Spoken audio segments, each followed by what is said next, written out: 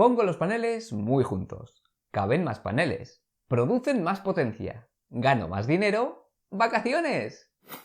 Pero si pongo los paneles muy juntos, los de delante dan sombra a los de detrás. Producen menos potencia. Gano menos dinero. A seguir currando. ¿Qué es mejor? ¿Poner los paneles muy juntos para que quepan más en el mismo espacio o separarlos para que no se den sombra? ¿Habrá alguna manera de optimizar?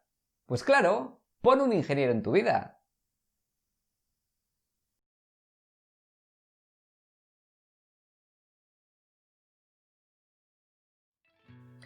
Como la Tierra es una esfera que gira sobre un eje inclinado y la luz del Sol nos llega siempre paralela a un plano, las sombras que se proyectan unos paneles sobre los otros dependen de la latitud del lugar. No tendremos que separar lo mismo unos paneles que se encuentran cerca de la línea del ecuador que unos paneles que se encuentran cerca de los polos. Lo alto o bajo que vemos al Sol sobre la línea del horizonte depende de la latitud del lugar en el que estemos. Cuanto más cerca estemos de la línea del ecuador, más alto estará el Sol sobre la línea del horizonte, menos sombra se proyectarán los objetos y por tanto más podremos acercar los paneles solares entre sí. Cuanto más cerca estemos de los polos, más bajo estará el Sol sobre la línea del horizonte, más sombra proyectan los objetos y por tanto tendremos que alejar más las filas de paneles fotovoltaicas los unos de los otros. Y como todo esto depende de una cuestión puramente geométrica, solo tendremos que aplicar una sencilla fórmula. En realidad son dos fórmulas. Primero calculamos el factor K haciendo 1 dividido la tangente del ángulo que resulta de restarle a 61 grados la latitud del lugar en el que nos encontramos. Y este valor K lo utilizamos después para calcular la separación de las filas. ¿Cómo? Muy fácil. La separación de los paneles sale de multiplicar este factor K que acabamos de calcular por la altura h del objeto que da sombra. En este caso, el objeto que da sombra es el panel que tenemos delante. Si la altura del objeto que molesta la ponemos en metros, la separación nos sale en metros. Si la altura del objeto que nos da sombra la ponemos en centímetros, la separación que hemos calculado nos sale en centímetros. La unidad de medida que usamos para la altura es la misma que nos sale en el cálculo para la separación. Y si usamos las unidades de medida esas chungas que usan los anglosajones, también. Dejo en la descripción de este vídeo un enlace al archivo del IDAE, Instituto para la Diversificación y Ahorro de la Energía, en el que aparece este cálculo. Si os fijáis en la fórmula, es evidente que ahí hay un valor arbitrario. ¿De dónde salen esos 61 grados? Lo que pretende esa fórmula es garantizar al menos 4 horas sin sombra en torno al mediodía el día del solsticio de invierno.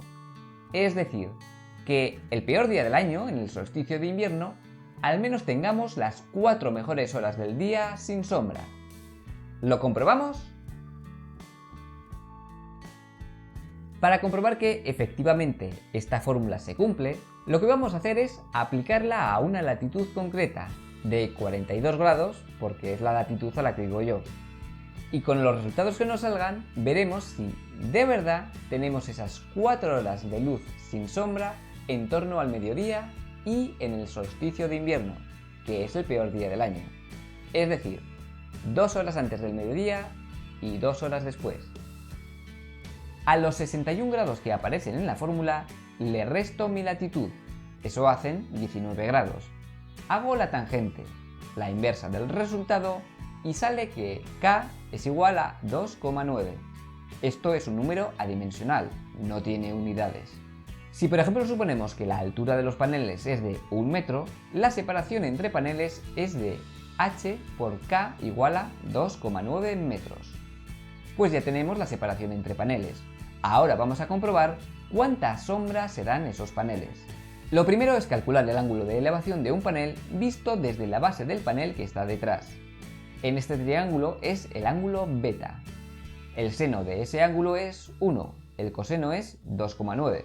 Por tanto, la división del seno entre el coseno, que es lo que llamamos tangente, es igual a 1 partido 2,9. Haciendo el arco tangente de ese número, nos sale que la elevación beta es de 19 grados. Cosa bastante lógica y que nos muestra de dónde ha salido la fórmula de antes. Con esta elevación vamos a la carta solar de donde yo vivo.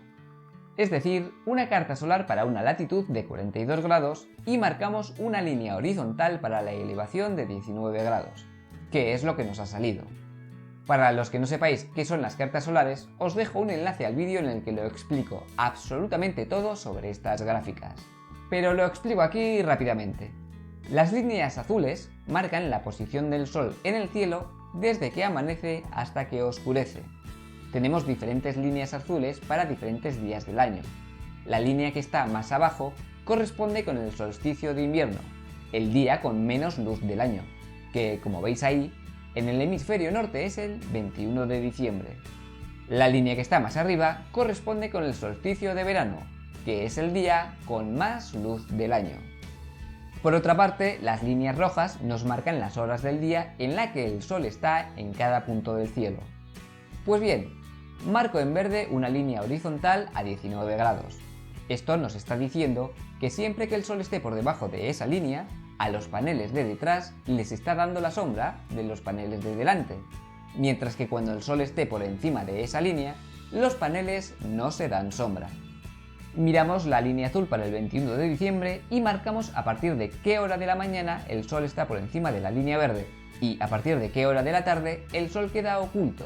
Y efectivamente, vemos que esos puntos son exactamente 2 horas antes del mediodía y 2 horas después. ¡La fórmula funciona! La siguiente pregunta que se nos ocurre a todos es: ¿cuánta energía perdemos a lo largo del año por culpa de esas sombras? Pues no es tanta como pudiera parecer, porque las horas en las que los paneles se dan sombra son precisamente las horas en las que la luz del Sol llega más inclinada, atraviesa más kilómetros de atmósfera y por tanto llega más debilitada. Pero de esto ya hablaremos en otro vídeo. Ahora vamos a echar unas cuentas. En el vídeo anterior vimos un método muy sencillo para calcular las pérdidas de energía en un panel fotovoltaico debido a las sombras proyectadas por cualquier objeto. Enlace pinchando en la etiqueta. Pues vamos a usar ese mismo método para calcular cómo de grandes son las pérdidas de energía con esta separación entre paneles. Sobre el diagrama marcamos las sombras. En este caso es muy sencillo. Las sombras corresponden con todo lo que queda por debajo de la línea horizontal de 19 grados. Si recordáis, las pérdidas por sombra cambian dependiendo de la inclinación a la que coloquemos el panel. Yo voy a suponer que los paneles están colocados con un ángulo de elevación de 32 grados, que es lo óptimo para paneles sobre estructura fija colocadas a una latitud de 42 grados, que es el ejemplo que estamos usando. Esto ya lo vimos en el vídeo sobre la orientación de los paneles solares, así que usamos la tabla para un azimut de 0 grados y una elevación de 35 grados, que es la tabla que más se parece a los 32 grados reales. Hacemos la suma ponderada para todos los recuadros del diagrama con los valores de la tabla, tal y como vimos en el vídeo anterior, y obtenemos unas pérdidas del 5%. Pues hasta aquí el vídeo de hoy, un cálculo sencillo y necesario, bien explicado. Recordaros que todos estos vídeos de fotovoltaica que estoy subiendo últimamente están ordenados en una lista de reproducción a la que podéis acceder a través de la página principal del canal. También os dejo un enlace aquí. Y también recordaros que si este contenido os interesa de verdad, debéis suscribiros al canal y activar la campana de las notificaciones para poder ver los vídeos en cuanto los subo al canal. Y si no es así, pediros que, por favor, quitéis la suscripción a este canal. Un saludo a todos y gracias por verme.